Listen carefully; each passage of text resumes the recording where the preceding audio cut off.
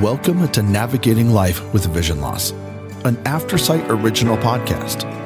In each episode, we share stories, insights, and practical advice to help you navigate the journey of living with low vision or blindness.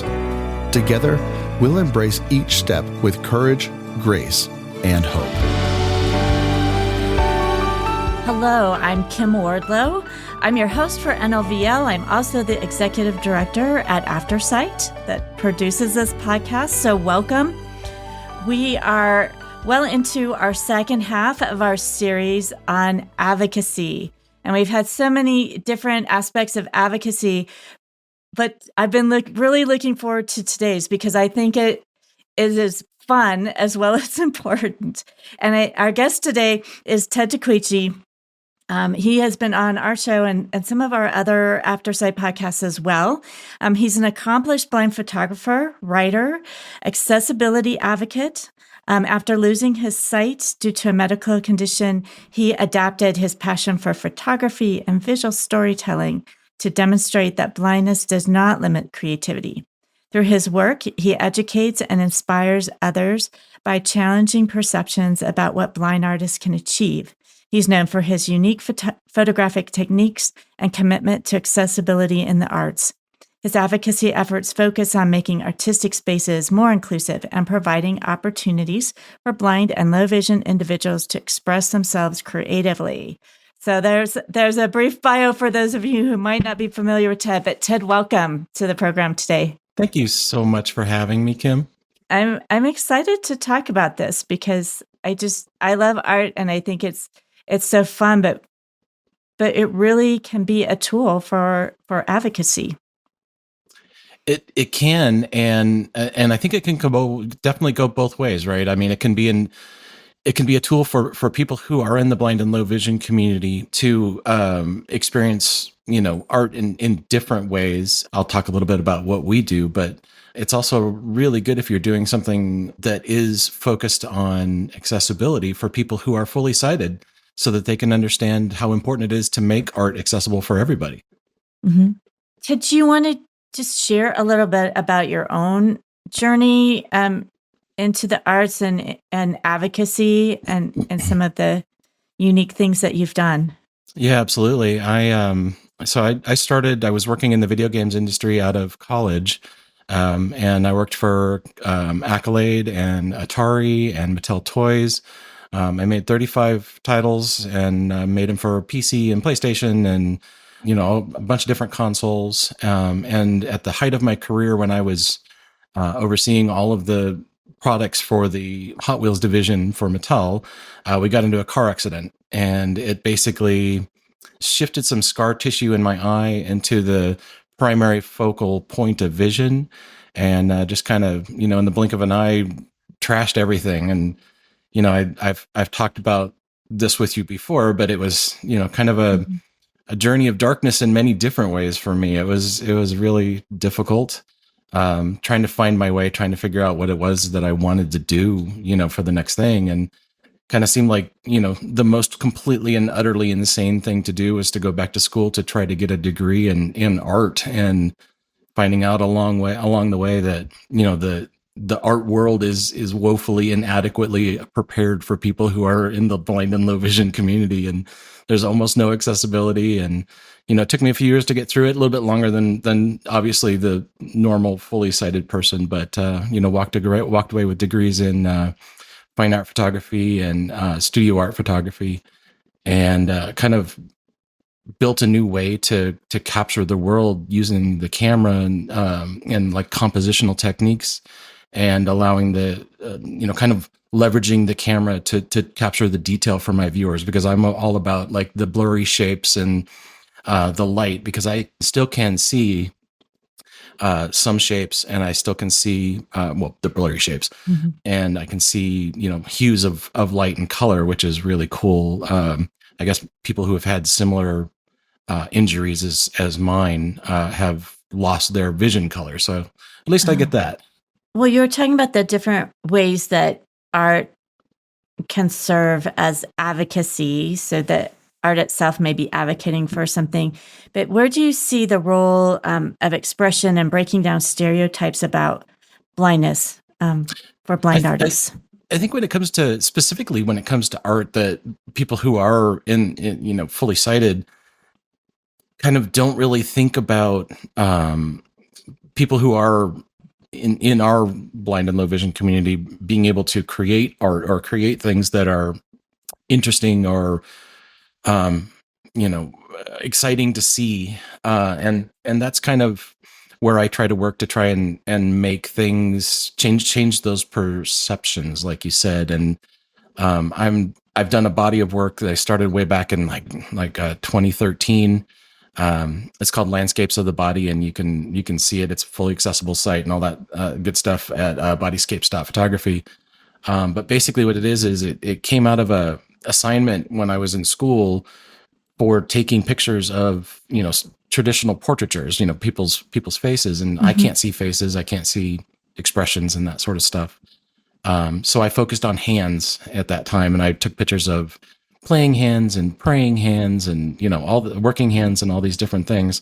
And that led into doing full bodies. And eventually I was lighting the full body, and we have this collection now of really inclusive work that includes people who are, plus size, petite, genders of all ages, and all ethnicities that I've been able to, to incorporate into this, have participated. And my goodness, we have celebrities and we have everything. And it's really just been a wonderful thing. And then last year, we started working with the Andy Warhol Foundation and Redline Contemporary Art here in Denver.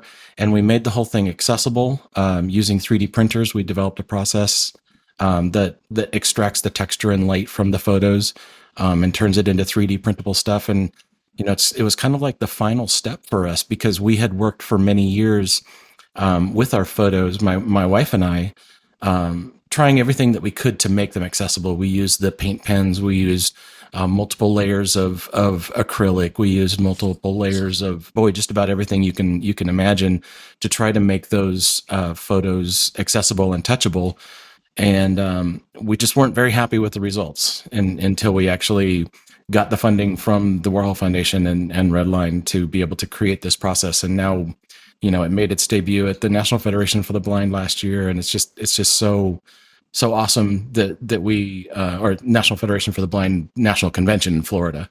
And it's just so amazing to be able to, create art now and take pictures of things and turn them into something that can be touched. And it really makes a lot of sense for people who are fully sighted as well, to kind of understand that there's an entire market of people who are in the blind and low vision community that have never experienced photography, of course. Mm-hmm. Well, I know the first time I saw your work, I think, was at the Shine Festival last year. It was. And it was just amazing to look at picture, the photograph, and then to look at, to be able to feel the tactile version of that. It was really just amazing. Yeah, I think that the thing that you weren't really able to experience as well as some people when you're in a quieter situation, because obviously the music festival was pretty crazy, but our photos, when we show them, we show the photo, and then we have the tactile version, which is a little bit bigger than a 5x7 photo. And then we have the Braille label, of course, and then we have a scannable QR code that's also tactile. And when you scan it, it gives you an audio description of the original photo. So it tells you, kind of the colors, the mood, and the time of day it was taken, and all that sort of stuff.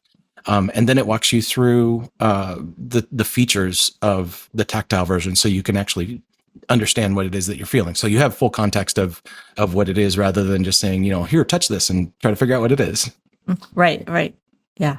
Well, that was amazing. And I think, I know we at Aftersight, with some of the fundraising and things we've done involving artists and as part of our fundraisers, we've just seen so many different techniques and things that people do after they've lost vision, or as they're losing vision.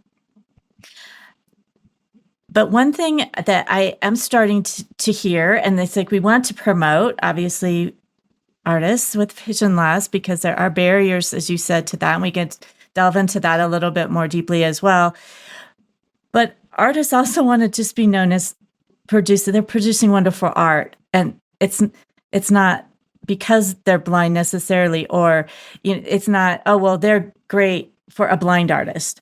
Right. It's the artwork is wonderful because it's wonderful, and wanting to be viewed and accepted as an artist and not just a blind artist. I completely agree with everything you said, and I think that's kind of always been my stance on art, is that I draw a little bit, but I'm definitely not as good as I am with the camera. And my whole philosophy is that I really want to be able to make beautiful pictures, not, like you said, beautiful pictures for a person who has sight impairment. And that's been one thing that, I've shown my work many times without an artist statement, intentionally, so that people can just look at it and go, "Oh, that's really great," and then they find out later that I have a sight impairment. So that's always been my my kind of bar to quality, rather than just putting out work to put out work, to try to always put out that highest quality that I can, and have it stand shoulder to shoulder, if I can, with the people who are fully sighted. So it really is an educational process for me to be able to talk to people about accessibility in visual art, when they're looking at the work of a blind person and not knowing that it's a person that has lost their sight. And what are some of those barriers as you're trying to get your art, or you're seeing others trying to get their art into mainstream spaces that I think recognition, they're coming against? I mean, when you look at somebody that's going into just what would be a regular gallery, right? Mm-hmm.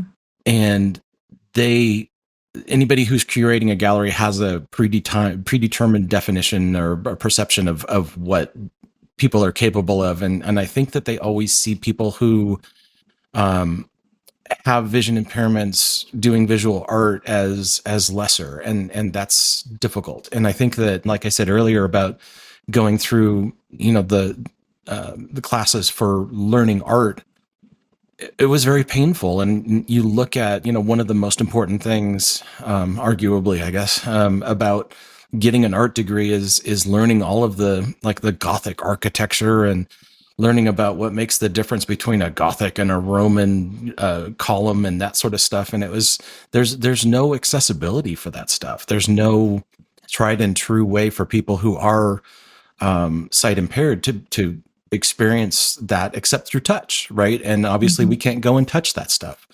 So it's that's a major barrier for anybody who wants to have that piece of paper that says I'm an art student, yes, I've finished this degree in art, I know what I'm doing. That's a huge barrier, and I don't know ways to break that down other than trying to figure out a tactile version that suddenly all of the people that teach art have to have. So it's just it seems like a good idea, but it also seems kind of overwhelmingly large as far as that goes, especially given today's climate. Right. And how you actually accomplish that. Yeah. A good idea, but how does that actually happen? In terms of accessibility and having some of these works of art not be accessible, what could museums or galleries or other art spaces do to make things more accessible? I mean, I realize, the Louvre probably isn't going to let people touch the Mona Lisa, but how can they make some of those works of art, whether they're more recent or some of those, classic works of art, more accessible to people? Well, but what if you could? What if you could touch the Mona Lisa? Mm-hmm. What if you had a tactile version of it that was side by side with everything else that's being shown? And that's kind of what our whole idea is for our work. And we run, my wife and I, mostly my wife, because I'm doing other things at the moment, but she's doing disabledart.com. Mm-hmm. And we're working with a bunch of galleries. We're working with a bunch of a VA, blind and low vision rehab installations, and institutions, not installations. Mm-hmm. And we've done installations there, and we're working with galleries that we want to be able to make things so that when people with people who are in the blind and low vision community come into a museum or a gallery or whatever, that they can have that accessibility. They can have something to touch, and they can have something that gives them an audio description on their terms, rather than, when it's comfortable for somebody else to do. And I think that's one of the big things about museums is they'll do something, on the first Saturday of the month or whatever, and they'll have somebody come in, and you can come in, and they'll give you an audio description of what's on display with this month or whatever. But I don't know, it feels kind of hollow compared to having something that you can touch as well. You know what I mean? Mm-hmm. Well, and just the limitation of certain days, and we see that in performance art as well. And it's wonderful to have audio description, and and they have sometimes days that people can go in before the performance and touch the costumes and things, and that's great. But it's usually quite limited. It's right. a performance or two performances, but it's not. You have to make sure you can go on that day, the person attending, as opposed to I, as a sighted person, I could look at that whole schedule of a play or an exhibit in an art museum and say, well, what day is convenient for me? Where a person needing that extra description has to go on the day it's provided. Completely agree. And I think that even though it is on a specific timeline like we're talking about, I think one of the organizations that have done the best as far as my experience, and we go to a lot of places, we go to a lot of galleries, we go to a lot of museums, and I've experienced tons and tons of audio descriptions, and I think that one of the best is through Meow Wolf. Have you been there and down I here? haven't. It's on my list of things to do, because we have it here. They have in an Denver. accessible day. I'm trying to remember whether it's the first Saturday or the third Saturday of the month. It's one of those. But rather than just kind of letting you come in and giving you the cursory audio description that most places do, they have kind of pushed it to the next level, and they've done a really good job as far as having the people that play the parts, because everything in Meow Wolf is kind of like thematic, right? So this in Denver, it's based on like these people, this collective of people have come down, and they're letting you experience the world, their world, their art from another, they're from another planet or another dimension or something like that. And they have these actors that come through and actually, there's a ton of things to touch, but they walk you through in costume and in persona of the characters that they're playing in character. It's really cool. And it's really great. So if you get a chance to do it, I highly recommend it. I've done it a couple times, and it's a lot of fun. It's kind of quirky, kind of fun, but it's really a good time. Well, thanks for that recommendation, because we do here in the metro area, at least for folks that are in the metro area, we have Meow Wolf here in Denver. So that's good to know that they have accessible days. They have them in Las Vegas and, of course, Taos, I believe, or I think it's Taos, New Mexico. What do you see in terms of, often I think of advocacy through artwork is the subject matter of the art, and whether it's advocating for vision loss or some other messaging that the artist is trying to, communicate and advocate a position. Just seeing that in terms of either blind artists or advocating for the blind.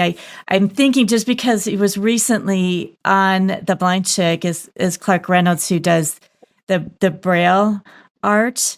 Right. So you see, for me, I see the picture, but if you can't read Braille, you don't get the full thing, because the message behind the picture, the messaging is in the Braille. So a person who reads Braille can go up to that picture and touch it and find out more and what was behind that piece of artwork and the story, what he's communicating through that. That's one of those things. So from many, many years in the games industry, I always kind of look at everything from a perspective of market and market share, right? And I think that for advocacy specific art, I think it definitely would have a much smaller market. compared to, it depends on what you want, because, taking a step back, there's a market for everything in the way art is available, right? So something like if you're fully sighted, like looking at Jackson Pollock, which is kind of a abstract kind of, he was throwing paint on canvas and looked like to a lot of people what would be a mess, right? Right. But there's a market for it, and it's a huge market, right? And for every single thing, for every kind of photography, every kind of painting, every kind of drawing, there is a market, and there is a person that will resonate with that thing. And it just depends on what you want to do with your art, what you want to, what you want to achieve, right? Do you want your art to have more mass market appeal? And if that's the case, then you need to strive for, kind of crossing markets. And I think that's one of the things that we struggle with the most, is that, we've got two markets, right? We've got the people who appreciate photography or, visual art. And then we've got the blind and low vision community. Well, actually 3 markets, right? And then you've got the people who make the art, right? And until now, there hasn't been a way to effectively bridge that gap between all of those markets. And I think that's one of the things that's kind of a struggle for people, is to try to figure out, if I'm going to make something that is for a wider market, how do I do it? And that's kind of the path that we took, as opposed to making something that is specifically to talk about advocacy and be a platform to talk about the importance of advocacy in art for people who are blind and visually impaired. Mm-hmm. So I do think he's not a blind artist, he wasn't obviously, but like an Andy Warhol making commentary on the culture, through art, maybe a little more subtle than, words, or, really, really in your face kinds of things. But making a commentary on the culture. I see Andy's work kind of as a double-edged thing. I think that he was an incredible businessman. He was an incredible artist, but he was also an incredible businessman. And I think that one of his big things was to make art accessible to everyone, right? And not just the people that could afford it. And for me, that resonated when we started doing our project. That resonated so much for me. And I think that anybody who's looking at that and trying to do something different and trying to make anything accessible in any way, whether it's, financially or visually or via audio or, whatever, I love it. And I think that that's something that I would love to see more in the art community. But again, it comes down to the fact that, people who are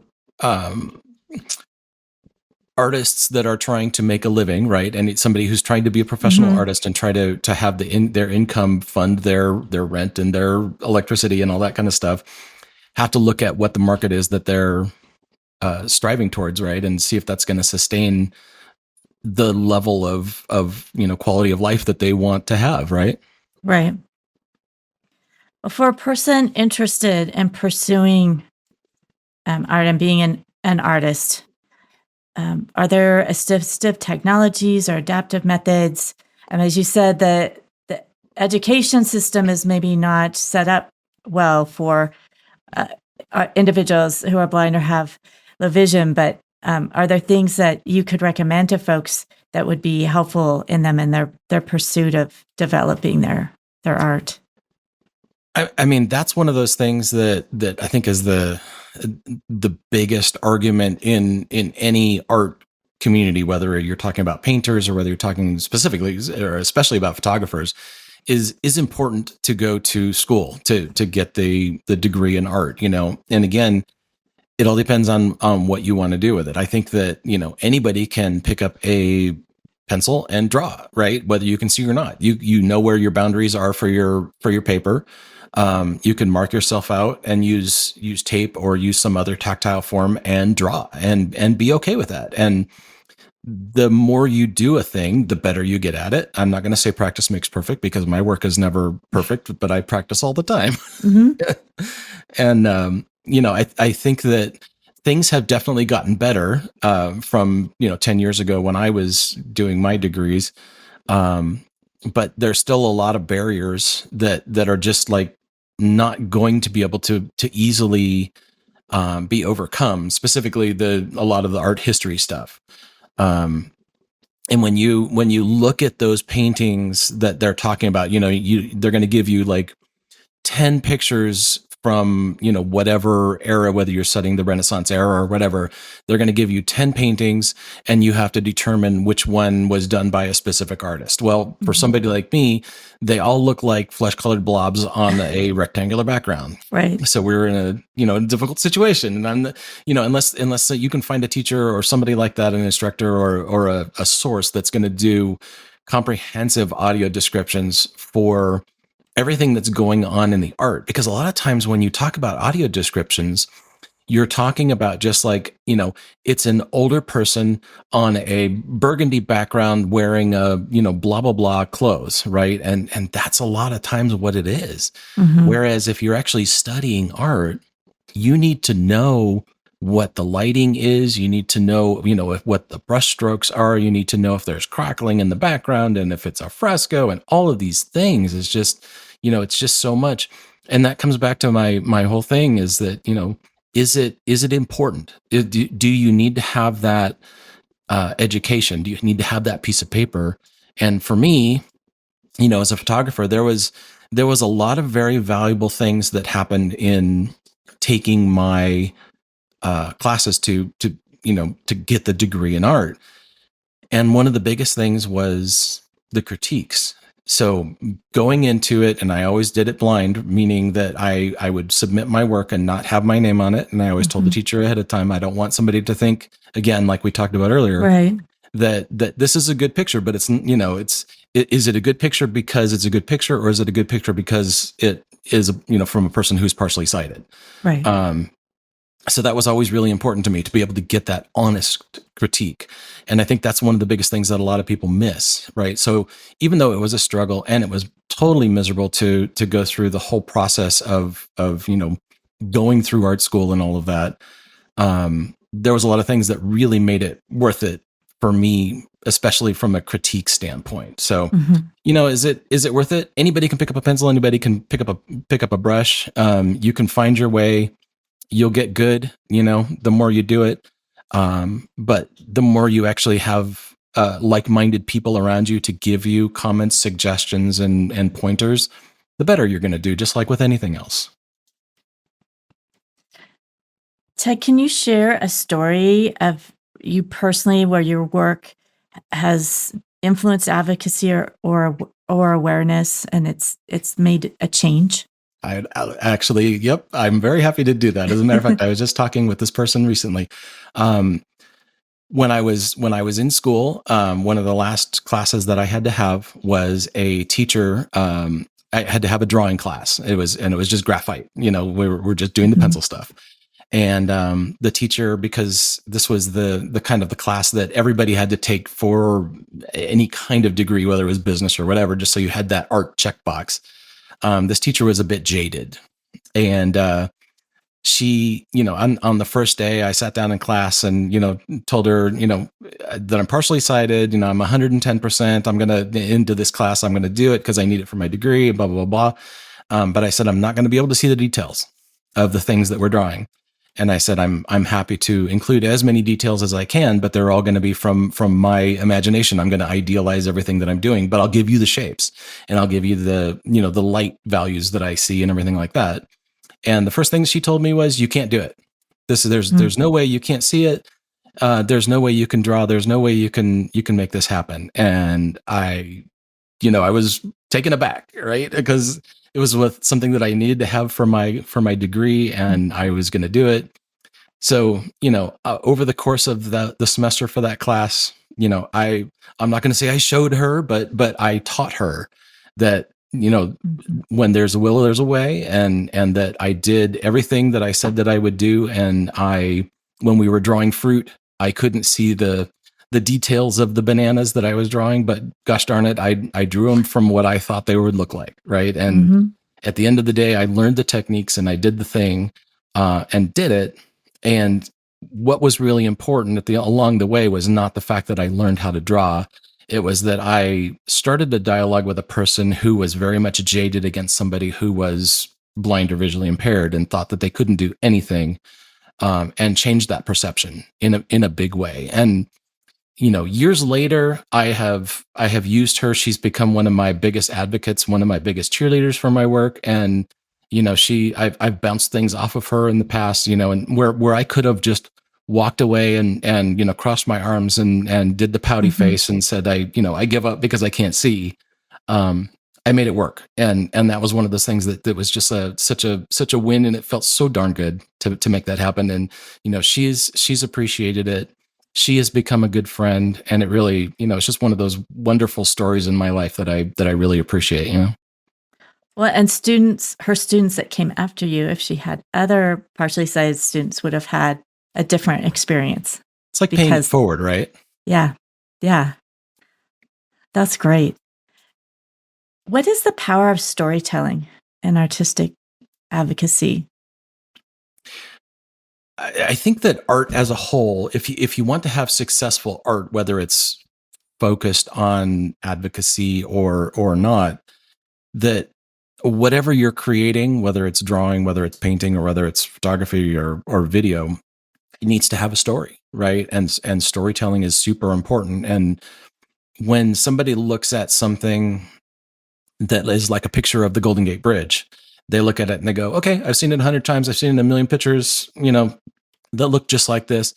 But suddenly you hear the story of the person behind it, or you hear you look and you see something different in that picture that isn't the same as every other picture you've seen of the Golden Gate Bridge. Mm-hmm. And having that story really makes the piece more important in the person's eyes, and more important to the artist too. For me, it's very important. But again, that helps, that story helps build advocacy and build the platform for education for people who are on both sides of the aisle, blind and non-blind. Do you have advice for artists wanting to get started? Organizations, grants, resources that they might tap into? Art is one of those things, right? I mean, if you're talking about doing photography, right now, and I'll do back in my day, we didn't have this, right? But you look at what we have now for even just like using an iPhone, right? You can take a picture, and if you're not 100% sure what it is, you can use something like Access AI through Ira, and it'll do a fantastic job of telling you exactly what it is that you took a picture of. And I think that really can lead you into other areas of art exploration. So if you take a picture of that bird or that car or whatever, and you have some level of sight, then I think that it could lead you into, painting or drawing or whatever, like I did, because you don't always have to know exactly what it is that it looked like, right? A lot of times, your perception of what something is as an artist is arguably more important than what it actually looks like. And that's one thing that I've always kind of felt with my artwork, for the Bodyscape stuff, the black and white body work, is that when you look at something, you look at it. I love landscapes, and I shoot parts of bodies like a landscape, and I light them like a landscape. And it, when you take a step back, I've been told it looks just like a landscape. So it's, that's where I aim. And most people wouldn't look at a body part like that and expect it to look like a landscape, but it's what my perception is. And that helps me helps me have a platform to be able to talk about people who are blind and visually impaired, and talk about the importance of doing art the way you want to do it, and self-expression, right? Well, and that's what separates you from other artists. If everybody just had the exact same perception of things, it would be very boring. So Ted, I think, people often think of like their larger museums and galleries and things in their communities or in larger cities. But some of the smaller ones, local ones, are wonderful as well and really draw in their local community. And I know that you have shown at some of the local galleries here in Boulder County. Yeah, we've shown a couple in the Santa Fe Art District, and very recently we showed some work here at the Firehouse here in Longmont, or just north of me in Longmont. It was the full setup. We had each photo had the traditional photo, the tactile version, and then the full plaque with the Braille label and everything like that. It really was nice to have a platform for people who have never seen anything in the way of tactile art to experience that. And it was amazing. And like you said, the smaller art galleries are just as important for me as the larger art galleries. It'd be really wonderful to show my work at the, Denver MoMA, but I'm going to get actually more time in a smaller gallery to actually talk with people and tell them about the process and tell them about the importance of making art accessible to everybody. Yeah. So for folks starting out and trying to find places that they may be able to contribute and show their art, that those can be great places to start when they your local recruiting. library, your local city council will often have places where you can show your art and that sort of stuff. And look at places like Meetup. There's always places online that you can get hooked up with a local art community. There's a ton of people. I mean, we just recently did a big art networking group in Longmont. And it was just, all these different artists from painters to textile makers to singers and performers. And boy, they all got together and, kind of swapped stories. And it was really wonderful. And it really would help somebody who was looking to kind of get into the art world, really not necessarily just understand the business, but also to make those meaningful contacts, for the art world and kind of get you on the right path. Right. Yeah, and it's really just looking out for those opportunities. It seems like I know that the state had a call for artists to submit work for the Colorado 150th pedestrian walkway too. So just in your local area, when organizations or municipalities make those calls, it's always an opportunity to submit. Absolutely. And hopefully get to display your work. Yeah, it's always easier if you're looking for a grant to look at something that will give you more of a limited market share, right? I guess if that makes sense to try to do, not necessarily just look at something for blind and low vision or disabled artists, but boy, if you're doing that, then a lot of times you have a good chance of getting in there and doing something very meaningful if you look at something that isn't. That's kind of a smaller market as opposed to, just everybody who's a photographer or everybody who's a painter. So, Right. however you can niche down to try to find a grant or funding or whatever for whatever you're doing is a good plan.